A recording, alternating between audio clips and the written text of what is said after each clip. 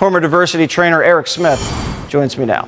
All right, so Erec, I have no problem with diversity. Diversity's great. But why are these silly training sessions such a problem? Well, it's not really diversity how we know it, right?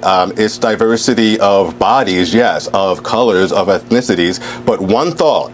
And that thought abides by a particular narrative that basically says any problem a black person has is because of racism.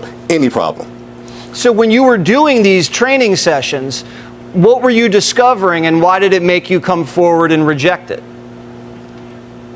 Well, this was a while ago when I was a diversity officer, and I realized how useless it was because, well, A, you can't really compel people to do certain things or think certain things. You can't be a thought police when it comes to these things. And secondly, I was always preaching to the choir. It wasn't working.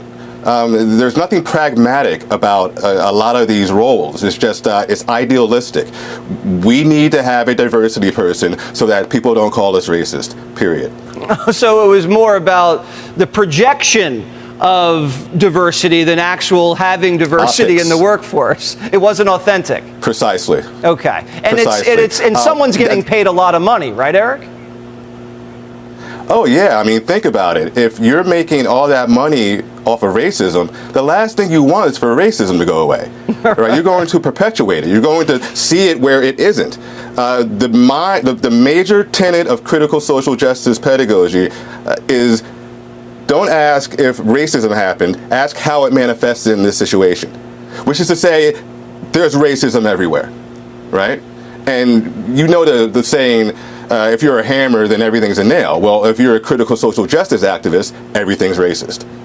So they were seeing racism where racism never existed in order to perpetuate it, in order to get paid. Do you think these things are going to continue at this rate? Because, I mean, FEMA's doing a 3-hour diversity training session while 500 kids are still missing. Come on. Well, it's not going to go away tomorrow, but what we have to do is start pushing back. A lot of people are afraid. A lot of people are complying with this, but they don't really want to. They just don't want to be mobbed on social media. They don't want to lose their jobs. They're very much against this. The people who can speak out, people like me, need to be loud and clear about how detrimental this is to minorities. Well, it's going to be hard to defund the diversity industrial complex if it's $3.5 billion a year. I think we're going to be finding a lot more racism the more they keep looking for it. But you're very brave to speak out about this, and I'm glad you're telling everybody in the audience that, because, oh my God, the hours that are wasted. It could have been used making this show even better if that was possible. Erec, thank you. Yes, exactly.